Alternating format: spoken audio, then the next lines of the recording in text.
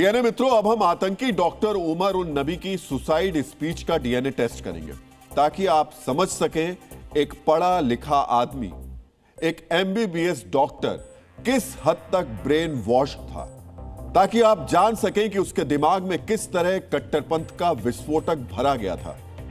दिल्ली धमाके के 8 दिन बाद आज आतंकवादी उमर का 80 सेकंड का एक वीडियो आया है। यह वही उमर है जिसने लाल किले के पास कार समेत खुद को उड़ाकर 15 लोगों की जान ले ली थी। यह वही उमर है जो डॉक्टर से आत्मघाती आतंकी बना और उसने दिल्ली को दहला दिया। जैसा कि हमने आपसे कहा, उमर का यह वीडियो 80 सेकंड का है जिसे उसने टेरर ब्लास्ट करने से पहले रिकॉर्ड किया था। 80 सेकंड के इस वीडियो में डॉक्टर उमर मसूद अजहर और हाफिज सईद जैसे आतंकवादी आकाओं की तरह आत्मघाती हमले और टेरर अटैक को जायज ठहरा रहा है। सबसे पहले उमर की सुसाइड स्पीच सुनिए, इसके बाद 80 सेकंड के वीडियो में कहे गए उसके एक एक शब्द को हम डिकोड करेंगे। One of the very misunderstood concept is concept of what has been labeled as suicide bombing. आत्मघाती बम हमला सबसे गलत समझे जाने वाली बातों में से एक है। ये एक शहादत का तरीका है। ये इस्लाम में जानी हुई बात है।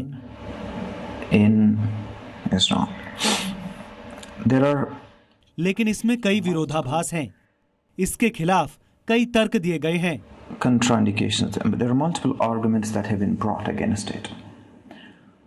शहादत वो अभियान होता है जिसमें शख्स ये मान लेता है कि उसकी मृत्यु किसी खास जगह और वक्त पर होगी।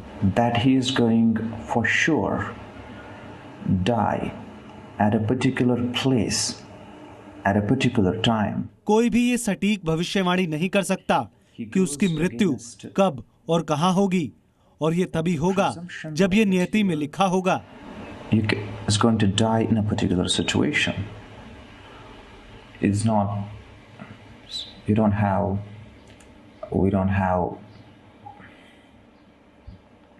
situation. यह वीडियो उमर की कट्टर सोच का सबसे बड़ा प्रमाण है। यह जताने के लिए काफी है कि वो मजहब के नाम पर अंधा हो चुका था। भले ही उसने एमबीबीएस की पढ़ाई की हो, डॉक्टर बन गया हो, लेकिन धर्म के नाम पर उसकी नस नस में कट्टरपंथ भरा हुआ था।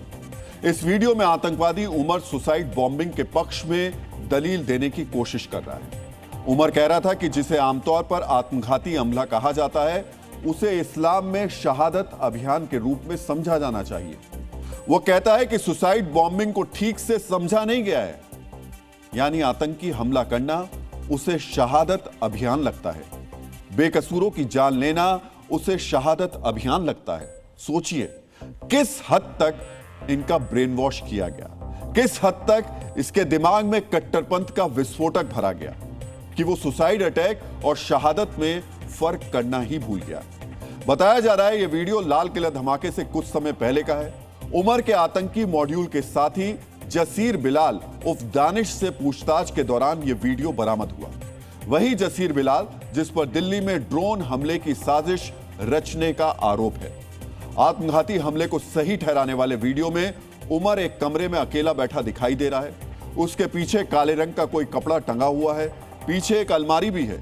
वीडियो बनाते वक्त उमर के चेहरे पर कोई भाव नहीं है। उसने टी शर्ट पहन रखी है और कॉलर माइक दिख रहा है। उसके बोलने का तरीका अंग्रेजों की तरह है, मानो वो आत्मघाती हमले को लेकर अपना मैसेज पूरी दुनिया में पहुंचाना चाहता है। यह काफी हद तक मुमकिन लगता है क्योंकि अगर उसे सिर्फ कश्मीर या भारत तक अपना कुतर्क पहुंचाना होता तो वो हिंदी, उर्दू या कश्मीरी में अपना वीडियो रिकॉर्ड कर सकता था। टूटी फूटी अंग्रेजी के सहारे वो अपनी कट्टर सोच को सामने ला रहा है।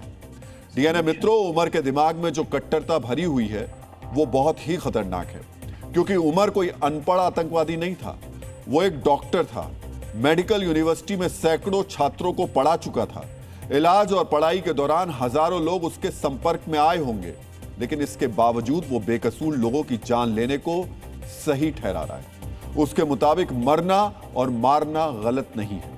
डीएनए मित्रों, आज हम आपको बताएंगे कि इस्लाम में सुसाइड बॉम्बिंग को लेकर क्या कहा गया है और इसको लेकर क्या विरोधाभास है। साथ ही आपको यह भी बताएंगे कि कैसे दुनिया भर में आतंकवादी संगठनों ने आत्मघाती हमले को अपना हथियार बना लिया। लेकिन पहले इस आत्मघाती साजिश के बारे में आपको जानना चाहिए। डीएनए मित्रों, उमर उन नबी ने आत्मघाती हमले को जायज ठहराते हुए खुद को उड़ा लिया, लेकिन ओरिजिनल प्लान के मुताबिक उमर को सुसाइड बॉम्बर नहीं बनना था। उमर से पहले आतंकवादियों ने उसके एक और साथी जसीर बिलाल उर्फ दानिश को आत्मघाती हमलावर बनाने की कोशिश की। वही जसीर जिसकी ड्रोन वाली साजिश के बारे में हमने आपको कल बताया था। जांच एजेंसियों से पूछताछ के दौरान आतंकी मॉड्यूल में शामिल डॉक्टर मुजम्मिल, शकील और अदील राथेर ने खुलासा किया है कि आत्मघाती हमले की तैयारी 2023 से की जा रही थी। मुजम्मिल और अदील ने जांच एजेंसियों से पूछताछ में बताया कि उमर 2 साल पहले से जसीर को आत्मघाती बम विस्फोट को अंजाम देने के लिए कट्टरपंथी बना रहा था। जसीर 2 साल पहले यानी अक्टूबर 2023 में कुलगाम की एक मस्जिद में इस आतंकी मॉड्यूल के संपर्क में आया था। इसके बाद उसे फरीदाबाद की अल फलाह यूनिवर्सिटी के पास एक किराए के घर में ले जाया गया। यहीं पर डॉक्टर उमर नबी ने कई महीनों तक उसका ब्रेन वॉश किया और उसे आत्मघाती हमला करने के लिए तैयार किया। मॉड्यूल के दूसरे सदस्य जसीर को आतंक का ओवरग्राउंड वर्कर बनाना चाहते थे, लेकिन डॉक्टर उमर ने उसे एक सुसाइड बॉम्बर बनाने पर जोर दिया।